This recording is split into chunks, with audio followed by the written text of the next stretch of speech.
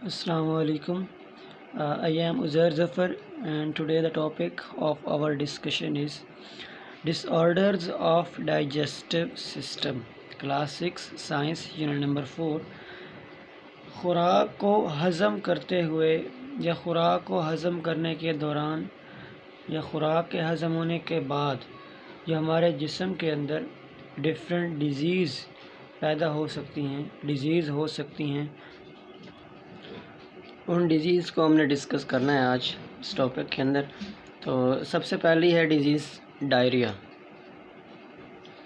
اسے اردو کے اندر پیچس بھی کہتے ہیں.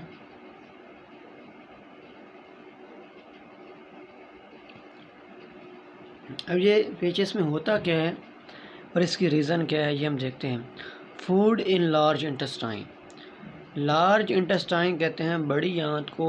بڑی آنت کے اندر خوراک ہمیشہ وہ جاتی ہے جو ہضم نہیں ہو سکتی.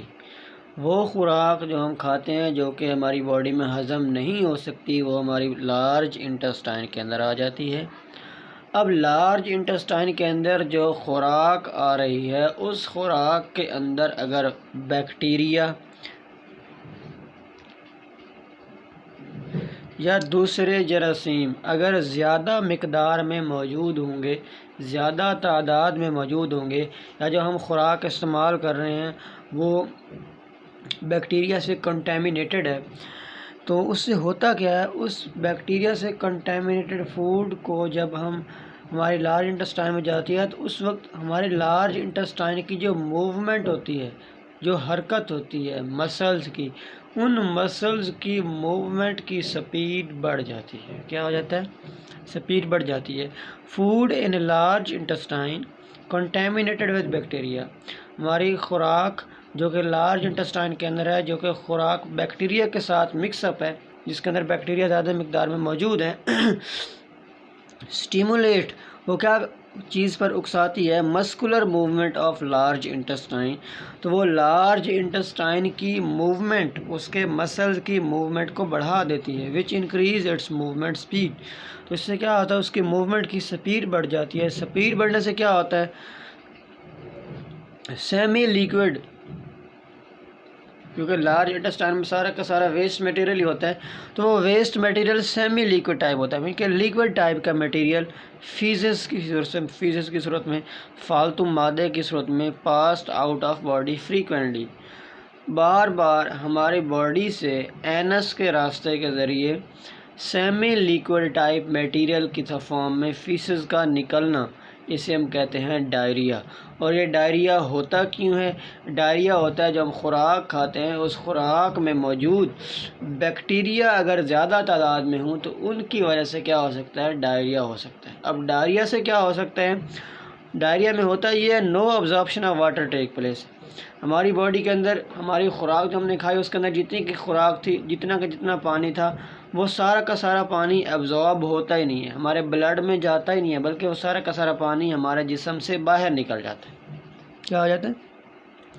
ہمارے جسم سے باہر چلا جاتا ہے. Deficiency of water and salt اکر.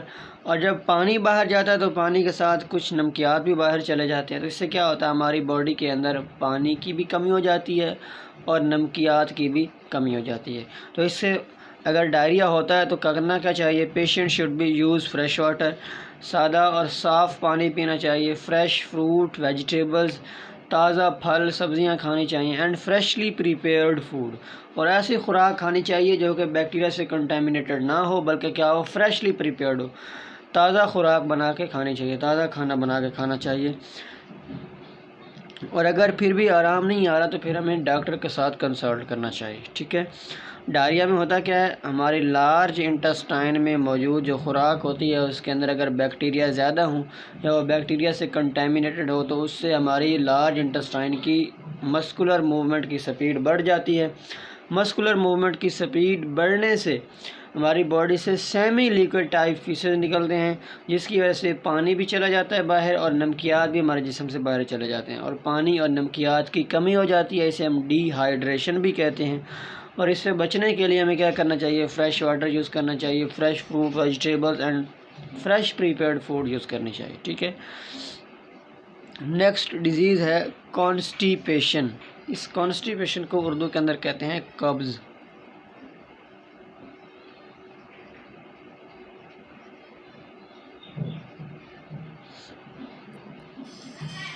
قبض ایک ایسی بیماری ہے جس کے اندر کیا ہوتا ہے، وین انڈائجسٹڈ فوڈ، اب لارج انٹسٹائن کی بات ہو رہی ہے، لارج انٹسٹائن میں جو خوراک آتی ہے وہ خوراک ایکچوئل میں ہوتی ہے ویسٹ میٹیریل کی فارم ہے، جو ہماری باڈی کے اندر ڈائجسٹ نہیں ہو سکتی۔ When undigested food moves very slow in large intestine, اب وہی انڈائجسٹڈ فوڈ اگر ہمارے جسم کے اندر اس بڑی آنت کے اندر بالکل سلو موو کرتی ہے، تو وہ انڈائجسٹڈ فوڈ کے سلو موو کرنے کی وجہ سے ہوتا یہ ہے، سلو موو کرنے کی وجہ سے وہاں سے ان انڈائجسٹڈ فوڈ کے مالیکول میں سے پانی زیادہ سے زیادہ باہر نکل جاتا ہے، ابزارب ہو جاتا ہے، بلڈ کے اندر چلا جاتا ہے۔ جب پانی زیادہ سے زیادہ ابزارب ہو جاتا ہے تو باقی جو ویسٹ میٹیریل بن جاتا ہے وہ بہت زیادہ ہارڈ ہو جاتا ہے، بہت زیادہ کیا ہو جاتا ہے، ہارڈ، ٹھوس، سخت ہو جاتا ہے۔ اور وہ فیسز جب ہماری باڈی سے نکلتے ہیں تو اس وقت کیا ہوتی ہے، بہت زیادہ مشکل ہوتی ہے، یا آپ کہہ سکتے ہیں جب ہارڈ فیسز بن جاتے ہیں تو وہ ہماری باڈی سے نکلنا ان کا مشکل ہو جاتا ہے۔ تو اس کنڈیشن کو ہم کہتے ہیں کانسٹیپیشن، جس کے اندر خوراک جو کہ انڈائجسٹڈ ہوتی ہے وہ ہماری بڑی آنت کے اندر، لارج انٹسٹائن کے اندر بہت سلو موو کرتی ہے۔ اس کے سلو موو کرنے کی وجہ سے اس میں سے پانی کا مالیکول سارا کا سارا ابزارب ہو جاتے ہیں واپس بلڈ کے اندر، اور باقی جو بچ جاتا ہے وہ فیسز ہارڈ بچ جاتے ہیں۔ وہ فیسز ہارڈ جو ہوتے ہیں وہ ہماری باڈی سے آسانی سے نہیں نکل سکتے، اور اس لیے کیا ہو جاتی ہے، وہ جو ڈیزیز ہوتی ہے اسے ہم کہتے ہیں کانسٹیپیشن۔